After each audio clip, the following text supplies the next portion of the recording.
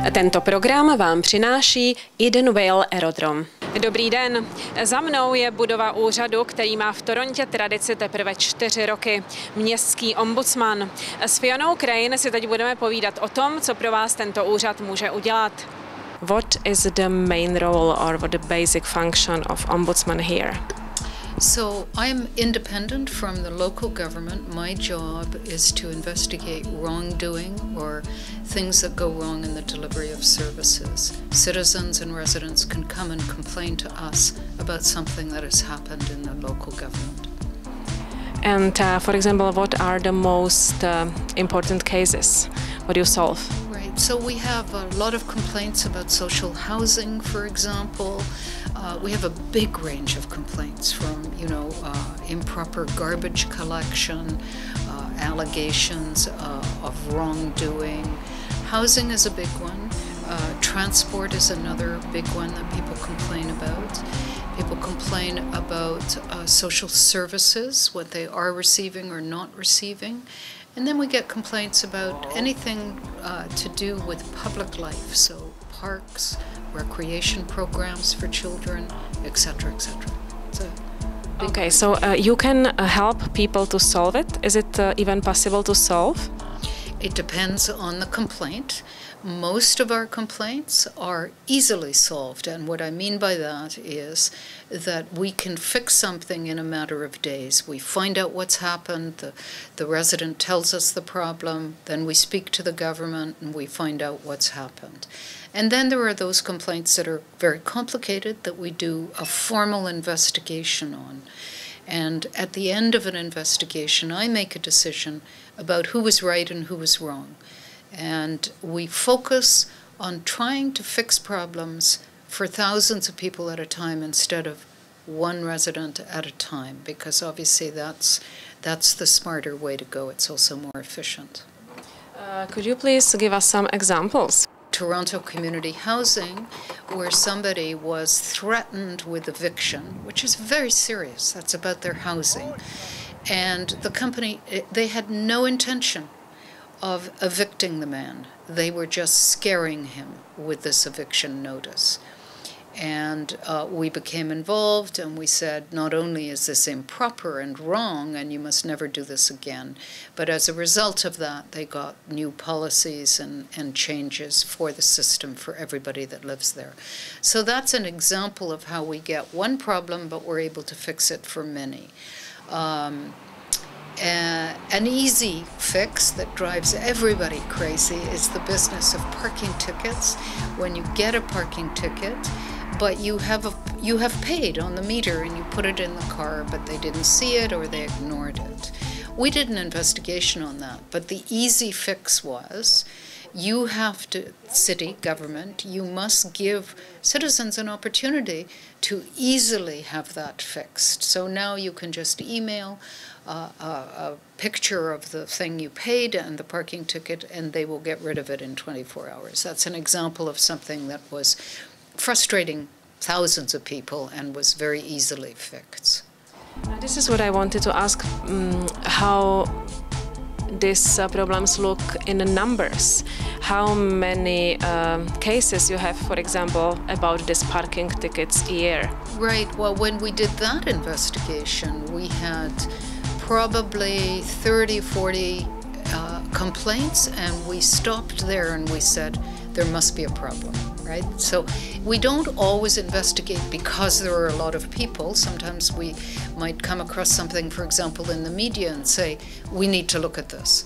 But the other example, I think that was very serious, that involved 13,000 files that we reviewed, was when people are driving and they drive across a pothole at the end of the winter. So we're getting the complaints now because it's the season, where the city has not fixed the pothole. And the city then says to the driver, it's not my problem, you have to file an insurance claim. 96% of the insurance claims were denied, and people were told, we did an investigation, there's nothing wrong. We found out they never did an investigation. Okay, so they fixed that system So when you ask most complicated, that involved a year-long investigation, 13,000 files. So you can see that it's very broad, right? It can be something very simple to something much more complicated. How you can manage all these things? I think it's a huge job and you are only one on it, or how big is your office? My team, the office is 10 people. We are very small. We are serving 2.7 million people. So part of the answer to your question is, that's why we focus on doing these big investigations so we can fix something for everybody. Can you tell me something about you as well, about your personal history? Well, I have a career that makes no sense. My undergraduate studies was in history of art in England at the University of Manchester. I grew up in a number of different countries because of the work that my parents did. So I came to this country when I was 23. I was a school teacher for a number of years and lived in the Arctic, teaching young Inuit children, and then I decided that teaching was interesting but not my life's passion. So then I joined the Human Rights Commission for Ontario as an investigator, and then one job just led to another. And so I'm here now. Why you decided to do this job? What is that you love on it? I think it's very exciting for several reasons. The first is it's a new job, so it's never been done before here, and that's exciting to start something. But the other is really, really simple. Making a difference in people's lives is really important. And if you can make something easier, you know, we did an investigation where seniors didn't have the proper access. And we live in an aging population, and it gave us a lot of satisfaction to see the City Hall being able to resolve the problem. So making a difference, I guess, is important to me. Comparing all your life experiences in other countries, where you stand Toronto? What do you think honestly about our city? Well, I think it's a great city. I think that we love to complain about it. It's in our genetic makeup. It's like complaining about the weather. I think that we need to get a bigger vision. You know, we have all sorts of challenges, you know, the transportation challenge and so on. And that was another reason, to be honest, that I was interested in working here, because I think we have a great city, and I think there's lots of improvements that need to be made. For example? Well, I think transportation is a big issue. You know, I think the gridlock is driving everybody crazy. And I think that, you know, we should have bicycle lanes, and we need roads for people to drive on, and we need to be able to coexist. And the war that currently exists between cyclists and cars is quite bizarre if you think about other countries. They're, you know, 20 years on. It's history. So in certain ways, we really need still to be doing some growing up. Transportation is long-term because I think it involves money. You can't do this without money. It's also about political will. And, you know, there has to be the political will to be able to make a vision actually happen, right? And I think that's complicated because you have the city of Toronto, and then you have the broader GTA, and politicians have different mandates. But, you know, that's what democracy is all about. It's a bit messy. Yeah. But you mentioned the word democracy. Do you know Peter C. Newman? Yes. Yes. This is the Czech original, actually, author and writer and journalist here in Canada. And his last book's name is The End of the Democracy in Canada. Did you have a chance to read it? I read it. Okay, you've reminded me to put it on the list. When I work or go on holiday abroad and I come back to Canada, I say to myself how lucky we are. What a great nation. You know, when you think about the health care that we have, even just going south of the border. So I have to preface my answer to you by making that remark. I think we are in some danger. I think democracy at the best of times is a messy thing. It's a difficult thing. what was the famous Winston Churchill remark about, but it's the best of all the systems. I think that we've lost our way a little bit as Canadians. I think we had a great international reputation for things like peacekeeping and mediation and so on. I think that through the fiscal imperatives, some of which are real, some of which are, I think, more ideologically driven, I think that the divide between rich and poor, all of those things are quite dangerous if we don't pay attention to them. The middle class has been so squeezed, the number of working poor, the number of people who would much prefer not to be on social assistance, but you actually get more money on social assistance than you do working in some of these entry-level jobs. I think we have what I call a bit of a democratic deficit these days. Now, part of that also is about that attitude of every man for himself. I think that the kinder, gentler society is not here right now. You see it exhibited in very simple ways like road rage.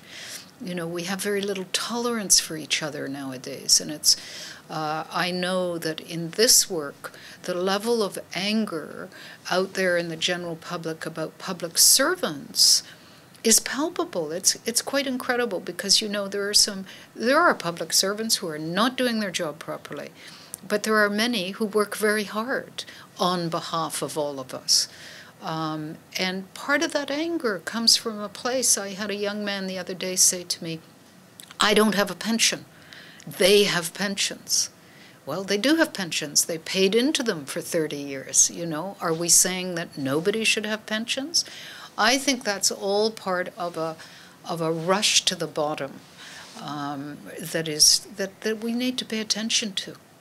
But you, like yourself, you see any solution in this case, for example, to remove anger from the society or to change things better to keep the middle class? Or do you have, when you think about that? There are people much smarter than me who can't find the answers yet. But what I do know from the perspective of working on conflict for a living every day, that people have to start thinking more about what are the real interests here as opposed to the positions.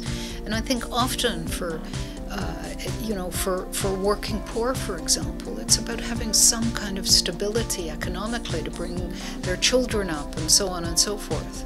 And when you come from a place of fear, often you mask that by being very angry. And so long as we're in that place, I'm not sure how we build bridges, No, I don't have easy answers, except that I know resolving conflict is fundamentally important to being able to move forward. Your final thoughts at the end of the day are optimistic or pessimistic? You can't be naive about it, right? But I am an eternal optimist. I believe in the courage of residents to bring complaints forward, and I believe it is possible for human beings to change, and I see it all the time. That's not to say sometimes I don't get depressed about it. Sometimes the red tape is ridiculous at City Hall, but we have to keep going on it. And one of the qualifications for working in this office is having a very good sense of humor. Do you see also uniqueness of Toronto in its diversity and its multiculturalism? Well, I don't think we can make the claim, but I think we should make the claim that we're probably about the most multiracial city in the world now. And I'm always interested when you see the neighborhoods in Toronto that are quite divided by cultural and ethnic origin. How does this work? Is there conflict? And there's human conflict, as there is everywhere, but really I see the neighborhoods as working very well together, right? And that's what makes this city exciting. I mean, it's, you name the food you want to eat and we can go and find the restaurant. How many cities can you do that in, It also makes for a complexity, but I think that the wealth and richness of ideas that come from people who have come from all over the world just makes it more wonderful. Doesn't mean it's easy. You said before that we have to be really careful about democracy to keep on going on the same way. You think that in racial questions or multicultural questions is the same? We have to work on it to keep it the same nice cooperation how is now? I think that work can never finish. I think we have to be vigilant always. Democracy is fragile.